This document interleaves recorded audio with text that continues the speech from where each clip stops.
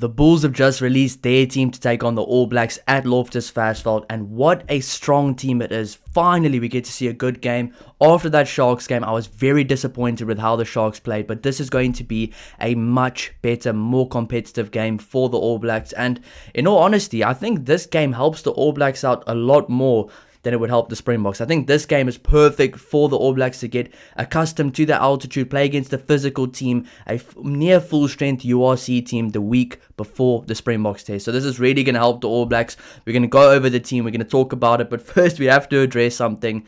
It is a heat wave here in the UK right now, so forgive me if I'm sweating right now. In this room right now, it's about 34 degrees Celsius. I'm suffering in this heat. Consider this playing right now. Do this whole video. Consider this the game before the game. But let's get right into the team here. Starting off with number 1, Alu Chakweni. I'm not too sure about him. I haven't seen that much of him, but I know he is a good player. I have heard from other people. Number 2, Juan Elsa, a very good player. They played Junior Springboks a few years ago. Keep an eye on him. He's one of those guys been in and out the URC squad, but now getting an opportunity as well. With Johan Grobela not there, with Jan Hendrik Wessels not there as well. Moving on to number 3, we have Franco Klopper, a usual guy there. He is one of those guys that usually is in the URC team, a very solid scrummager, and I think the scrum battle will be a very good one for the All Blacks to prepare for the very strong Springbok scrum next week. Moving on to the locks, we have a very good lock pairing here for the Bulls, Ruan Vermaak and JF van Heerden. Ruan Vermaak is a guy that I honestly thought was going to get a shock Springbok call-up. Been playing ahead of Kobus Vesa the entire year for the Bulls. The Bulls seem to really like him as a player. He is a very high work rate player. He does so much work off the ball, and I think he's going to add a lot to this Bulls team, because this Bulls team right now is definitely picked to try to take on the All Blacks, to try beat the All Blacks, not just like the Sharks team where giving guys experience to play against the All Blacks kind of fulfill their dreams. This Bulls team right now is chosen to try beat the All Blacks. So Ruan Vermaak, a very good player. Number 5, JF van Heerden, also a really good player, a youngster as well. 2 years ago, I think it was, played for the under-20s, and he's been brilliant ever since. A massive youngster. I see a very bright future for him in the Springbok setup. Moving on to number 6 and captain. This loose trio, by the way, is absolutely incredible here. Number 6, Marcel Coetzee. He's been captaining the team throughout the entire season. He has really set the standard in this team, and he's been such a good signing ever since coming back for the Bulls as well. He really does play with this kind of heart on his. He plays with so much heart for the Bulls team. He's played against the All Blacks before. He's beaten the All Blacks before in a Springbok jersey. Can he do it again? But this time in a Bulls jersey. I know how much it would mean to him. He is one of the guys that kind of set the standard in the team. A very good player, a very good leader. Moving on to number 7, a guy that's returned back to South Africa, played many years in the English Premiership, a really good player for Leicester Tigers, a leader as well, a natural leader. Henry Liebenberg, of course, he was part of that under-20 team that won in 2012 for the under-20 Junior Springboks. He is, in my opinion, a Leicester legend, and he is going to come back into the Bulls with a lot of experience and a bit of a chip on his shoulder. I've seen some of the training footage. He gets along very well with the other guys. Of course, he has been in the South African structures before, so I'm really happy to see Henry Liebenberg back where it all started for him in South Africa. Very good to see him there, and he will add a lot of venom to this team as well. But moving on to number 8, one of the informed players for the Bulls. At the start of the season, he was spoken about as being a potential Springbok player, a must-have in the Springbok team, but of course he is a bit on the older side, but he can add a lot of value in a game like this and really put up his hand as well. Number 8, Jandre Rudolph, a really good player for the Bulls. I think I can't remember what team he played for before. I think it was the Pumas or the Griquas. I think it was the Pumas. Came over now to the Bulls, and he's been so brilliant ever since. He's been a really good signing for them, and you never know, if there is a lot of Springbok injuries as well, he could be one of those guys that gets a call up, and Marcel Coetzee as well. So really good to see that those loose forwards there, that loose trio. They have a lot of quality, a lot of experience, and also a lot of will to win. These guys really want to win, and they are not going to take a back foot step. I mean, this for me probably does remind me a bit more of the Stormers team than it does the Sharks team, where these guys have been playing at a high level recently. These guys will be ready to go. These guys have played international rugby before, and these guys think they can take on the All Blacks. And a lot of guys here will be trying to put their hands up for a Springbok call-up. I mean, with the Stormers, we saw Neertlink Verscheer, Andre Igufenta, Hachiva Diamani, Evan Roos. We saw Dion Fourie. We saw all these guys trying to play for a spot in the Springboks team or in the Springbok squad, and it's going to be no different with these guys. I mean, Franco Klopper, Ruan Vermaak, JF van Heerden, Coetzee, Liebenberg, Rudolph. I mean, even Papier and all those guys as well. They are playing to get back into the Springbok squad. They've been playing like that for the last few years, and I think that forward pack right now for the Bulls is a very strong forward pack. But moving on to the back line, a few new faces in the back line as well, not just Henry Liebenberg there in the team. We've got Ambrose Papita at number 9, partnering him alongside him is Kerwin Bosch. Ambrose Papita has been one of the informed players in the URC for the Springbok players. Probably the most informed player, him and Andre Esterhuizen.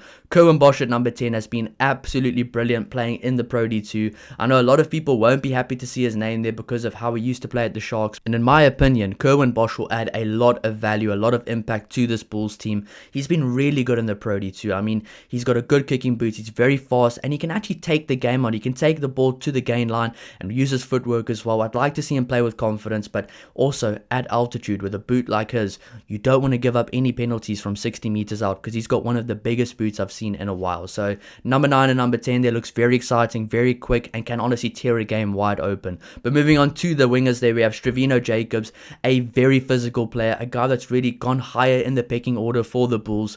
Finally been given more game time, and finally the fans are starting to see what Stravino Jacobs can do. He is a one-man wrecking ball with speed, with power as well. Whoever goes up against him is going to have a long day in the office because he has been dominant every single time he gets the ball at URC level. And number 14, Takia Abrahams, back from Munster, very good player for Munster, battled a few injuries, had a bit of inconsistent game time, but when he did play, he was brilliant. So Takia Abrahams, good to have him back in South Africa, of course a product of Paul Boys High School, and I think Stravino Jacobs is a product of Paul Gim there, so these guys were rivals at high school, but now playing together for a very good Bull side this weekend, and I'm very excited about those two wingers there. But also in the back line, two guys that have been playing for the Bulls for the entire season. They know how to play together. Harold Forster at number 12 and Stedman Gans at number 13. Now, Harold Forster had a brilliant season for the Bulls. He was absolutely brilliant from start to finish. He actually ended off the season even stronger in my opinion. A very hard-working 12, sets the foundation, almost works like an extra loose forward. Plays similar to like a Daya Lindy or something like that. Of course, not at that exact level, but he's played for Johan Ackermann for years. He played for him at the Lions when they were successful. Now he's playing for him at the Bulls. He's got the trust of the coaches and he's been playing really well with that trust as well. And number 13, in my opinion, one of the most underrated players in South African rugby, Stedman Gans. Stedman Gans is such a good player. He has that sevens background. He's good over the ball, very good defender, always quick on his feet, a very high work rate and very skillful as well. So he's got the 5 attributes that in my opinion can make someone a very good player at this level, and he just has this kind of never say die attitude, and I think a lot of these Bulls players have that as well. So this just makes me really excited for this game because I don't think the Bulls are going to beat the All Blacks by any means, but I know this is going to be a much better game to watch than what we saw this week against the Sharks. A much better game. And I think the All Blacks know that as well.